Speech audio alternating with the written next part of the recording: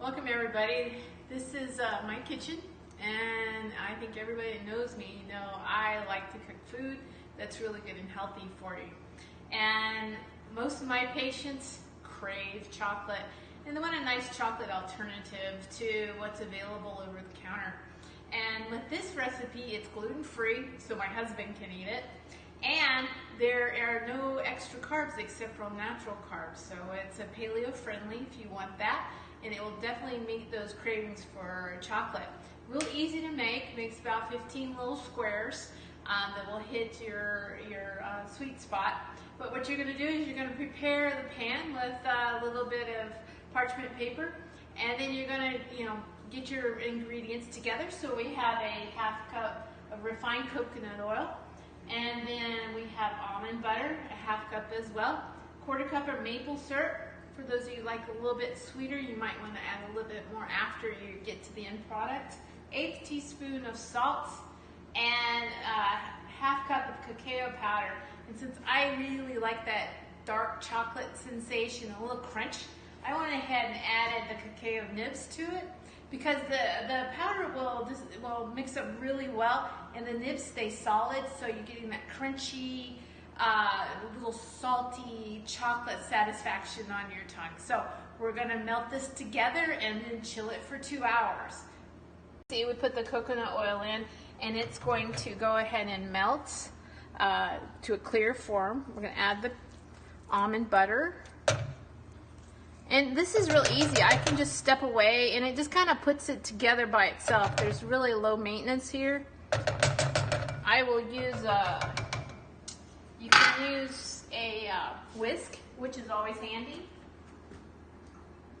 Now this is really easy, so anybody can be an expert at this. So you just pour that in and you pour your powder in, just like that. And see, everything's mixing and melting together. I've got this over a low heat, and I'm going to turn it up now that I got all my sticky stuff in there. The almond butter is actually what takes longer to melt.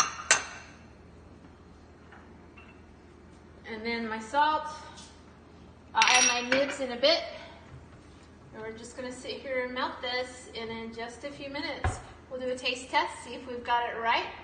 Now here's a secret. If you really want to make this better, you've got your fat, you've got a little bit of salt, you've got a little bit of acid, just add a little spice. So for those of you that like it a little spicy, you can just do a plain black pepper, or a chipotle pepper is really tasty. You can always use the Italian peppers as well. It'll give that little bit of a zest and make it really pop in your mouth. So we've got everything mixed together, and we got starting to get a little bit of a boil on the edges. And as you can see, I've got my mixture going. The last thing to melt was the it's almond butter. And it smells absolutely delicious. And you don't have to bring this to a certain temperature. Once your ingredients are mixed, you're done. So no fancy thermometer, no wasting a batch, because you don't have to get that candied effect. And those are my little bits. Walnuts would be delicious in this as well. You want to, or filberts, which would be hazelnuts or almonds. And I am going to do a quick taste test. Sorry, I wasn't prepared for that.